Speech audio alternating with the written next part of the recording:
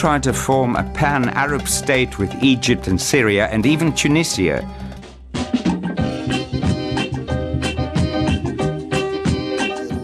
Anything about those parts of life, all I know about is Rastafari, and try bringing this truth to it. And if they found that what you are saying it is not truth, but then they will never listen for you again, and that you will lose confidence to the people. Live together in harmony and with equal opportunities.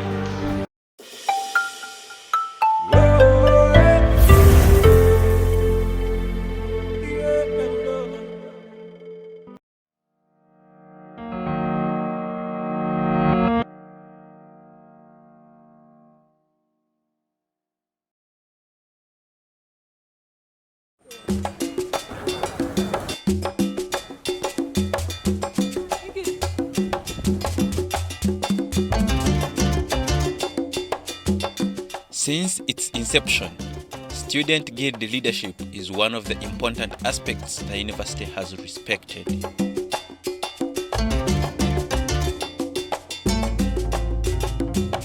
Kyambogo University was established in 2003 by the Universities and Other Tertiary Institutions Act of 2001, merging Uganda Polytechnic Kyambogo, the Institute of Teacher Education Kyambogo, and the Uganda National Institute of Special Education. Every year, the university organizes the guild elections, where students are given a chance to choose leaders amongst themselves who will represent them on different forums and committees within the university. The guild is represented in the council, which formulates policies and approves them.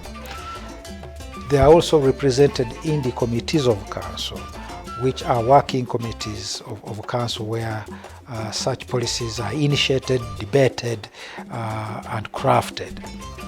This would bridge a communication gap between the university management and the students, so that whatever decision is taken in the university, they are representing, they are part and parcel of it. They give us the challenges, the views from the students to those organs. They are discussed, that we forge a way forward. Kyambogo University has enacted and approved many policies to have clear rules and guidelines on how the university should be run on principles of being a center of academic and professional excellence, advancing and promoting knowledge and skills in science, technology, and the arts. As a guild president, you head the executive. You come up, you formulate the policy. Which policies you take to the GRC Council, and then from the GRC Council you take to the Student Affairs Committee, then to the Council where our policies are passed. We need to have these policies, numerous of them, policies that need to be understood and interpreted well on both sides. Management should understand these policies and interpret them in the context of the students. The students also should understand these policies and be able to interpret them in their context and in the context of administration. Before policy is enacted and approved, student guild leadership representatives are consulted to give the views of their constituents about how the policy should work. The guild has to meet and now formulate policies and formulate, maybe we are talking of amendments from the guild house, talk of the challenges that are pestering students. The guild must meet and discuss all those. You'll find that all these activities are facilitated by the guild budget. The policy that relates to the functioning of the student guild, they have effectively participated into that. And 2 years ago, we took a decision to outsource the catering services so that the university gets out of it and the private company gets into providing the services. The students were very, very effective in making a contribution on how that would work. As I delve deeper in my search, I ask, to what extent has this structure benefited the institution? By the time you are given a chance to vote, you're confident enough that you have a representative. So it bridges a gap between the students and the lecturers, and also the students and the fellow students themselves. They are able to reach out to these guild leaders and pour out their grievances. The guild leadership has created a very good environment for academic excellency. They have been able to bring on table our concerns as students. They have been able to direct us and to guide us, to guide students on university programs and what is important for the academic excellence. Actually, if you are to be counted as a successful government, you must leave a project. But the third, which is for me the more important, is that that budget also allows them to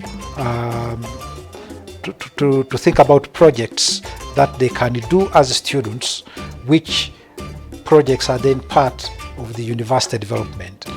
If it was known for the democracy practices that I learned and also appreciated in Kyambogo University, then I wouldn't be a national leader today.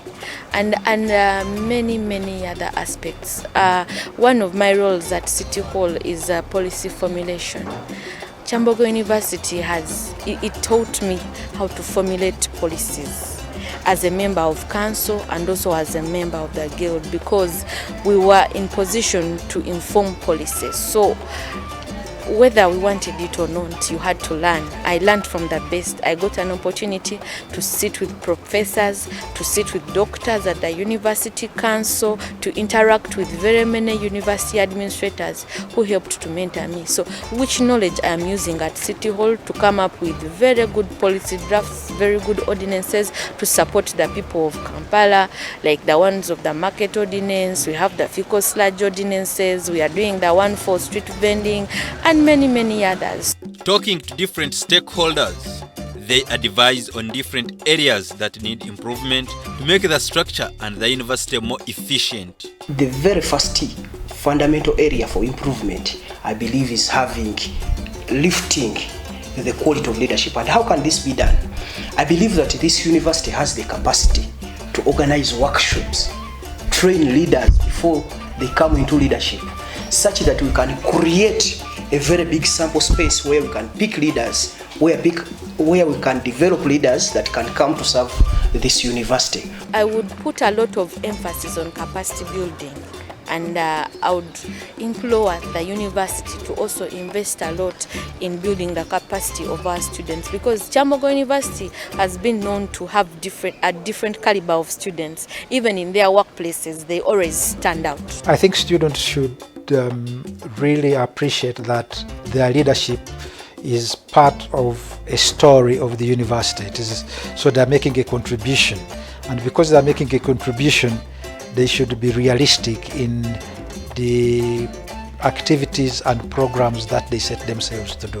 The guild structure has promoted immense developments in the university by starting up guild projects that smoothen the students' stay at the institution, like buying a guild van for transportation of students to different tours and study trips, constructing guild tents for sheltering students during academic discussions, construction of basket and volleyball courts for sports activities, putting solar lights along pathways in the university, buying chairs for compound and lecture usage, buying dustbins for proper disposal of litter, among others. From the different interviews I have had with stakeholders of Kyambogo University, they all agree that guild leadership has done more good than harm to the development of the Banda-based university. I'm Ivan Tukundane. Stay blessed.